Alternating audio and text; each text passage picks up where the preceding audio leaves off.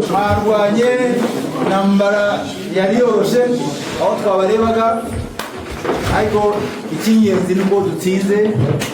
Whatever what happened to the pitch, let's congratulate for yourself first.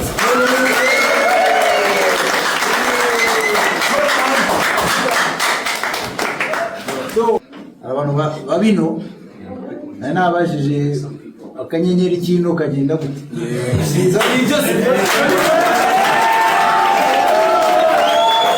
Bagijeje ko bagiye kubimfashamo kuko ejo dufite abantu bamwe bazataha i Kigali, abandi bazagenda basubira mu bihugu byabo, ariko ngira ngo akanyenyeri kazabagera mu gitondo mwese muri hoteli.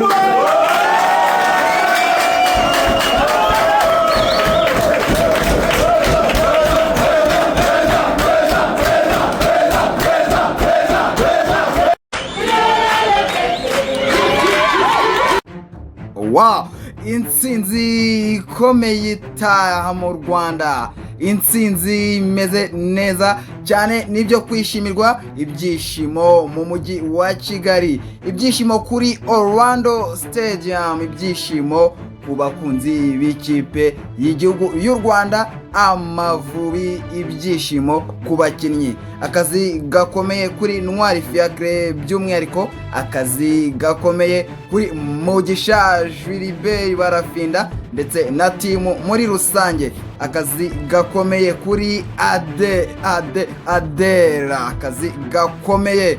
Navuga yuko rero ni ibintu bidasanzwe. U Rwanda rukomeje kwitwara neza mu gushaka tike y'igikombe cy'isi. Ese ruragerayo? Nirugerayo. Ibyishimo bikomeye cyane niko nakubwira. Ngira ngo ubonye amashusho atandukanye, ubonye amashusho agaragaza ibyishimo by'intsinzi.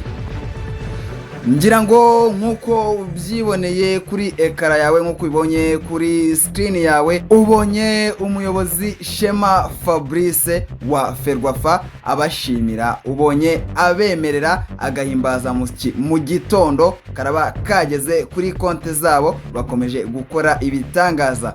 Ngira ngo kandi wiyumviye cyangwa wiboneye yuko buri mukinnyi agomba gutana jezi yakinanye, n'ibintu bidasanzwe. Utazabona abakinnyi bari mu kibuga kuriya nari ya majezi ngo ugiye ngo niyo mwambara, wapi kabisa. Aya ni amajezi aba ameze neza, amajezi karite nimero ya mbere, nubwo bajya bavuga ngo wambaye nimero ya mbere, wapi. Aya ni amajezi y'agaciro rero kuba wakemerera abakinnyi gucyura umwenda bari kwandikishanya amateka.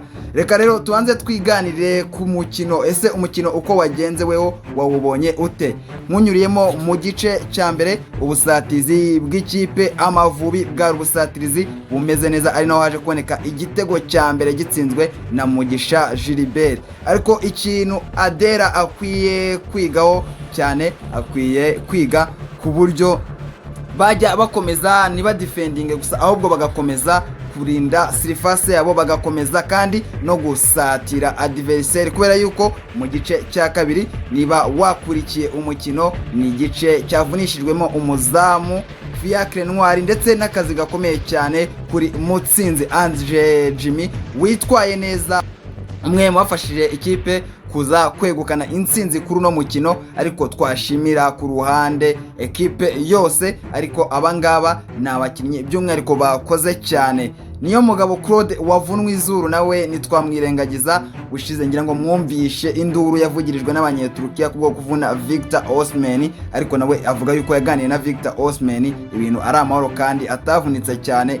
Gusa mubwire yuko kuri ubu Turukiya iri kumwikoma cyane. Kuri ubu ngubu abanyeturukiya kuvuga ati niyo mugabo Claude kapiteni w'ikipe Amavubi, sigaho nitukigukeneye mu kibuga, watuvuniye umuntu. Ngira nkwibutse rero ibi byose nuko ikipe ya Galatasaray yenda kujya gutangira imikino muri Champions League, muri Ligue Phase, kandi Victor Osimhen ni umusore barambirijeho. Gusa bya Victor Osimhen reka tubyihorere, ahubwo twivugire ku Mavubi. Wabonye kandi barimo bishima, bameze neza, bari kuvuza impundu, bari kuririmba ubwo aba basore bahagurutse kuri Radisson, bagiye kuri Orlando, bagiye gukina ubona yuko bagiye bifurijwe imigisha. Nibyo koko imigisha ikaba yagize umusaruro, nibyo imigisha yagize umumaro. Ariko se urabona umutoza Adera arabura iki?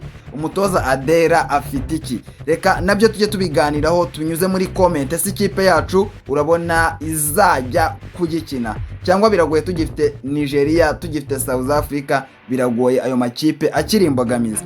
Gusa reka nkubwire yuko ubu ngubu u Rwanda kuri uyu munsi rwagaragaje umukino mwiza, ariko nanone umukino mwiza ntango bawugaragariza ku ikipe nka Zimbabwe. Ikipe ya Zimbabwe ntango ari ikipe nziza yo kwipima. Akazi karacyari kose ku basore bacu, akazi karacyari kose ku mutoza Adera, ariko n'ibyishimo mu Rwanda, n'ibyishimo ku banyarwanda, n'ibyishimo ku bakunzi umupira w'amaguru bayashyigikiye ikipe Amavubi, kubifuza yuko u Rwanda rwagera mu gikombe cy'isi rugatana n'amakipe akomeye. Ese weho ntago wakumbura kubona abakinnyi nka Niyomugabo Claude, abakinnyi nka Bantwari Fiacre bahanganye n'abarimo ba Messi, abarimo ba Ronaldo, ba Lamine Yamal, ba Mbappe n'abandi bakomeye?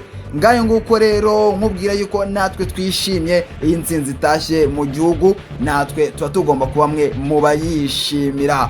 Ni fix rero ninge tuba twabanye hano gatanu ku kandi kuri Iwacu Topic. Ijya wibuka ukande subscribe, nibwo buryo umenyamo aya makuru byose, nibwo buryo nawe udasigara cyangwa ngo uheranwe mu isi y'iterambere. Kanda subscribe rero natwe tujye twivugira ngo mu bicu nkuko n'abandi bose babivuga, kubera yuko n'ahandi n'ibicu bavuga ni hano, kubera yuko niho mu bicu koko. Aha niho mu bicu, niho mu bicu, nongeye mbigusubiremo hano niho mu bicu. Kanda subscribe rero tujye tubana umunsi ku wundi. Ngewe ndabakunda cyane abantu mwageze hano mukabasha gukurikirana iki kiganiro, ndanabashimira cyane rwose. Namwe mujye mubyumva muraba agaciro ku muryango wa Iwacu Topic. Reka rero ibindi tuzabirebere hamwe tureba niba u Rwanda rwacu, Amavubi yacu yajya mu gikombe cy'isi. Kandi ubu ngubu hashtag no kuvuga ngo Rwanda turashoboye.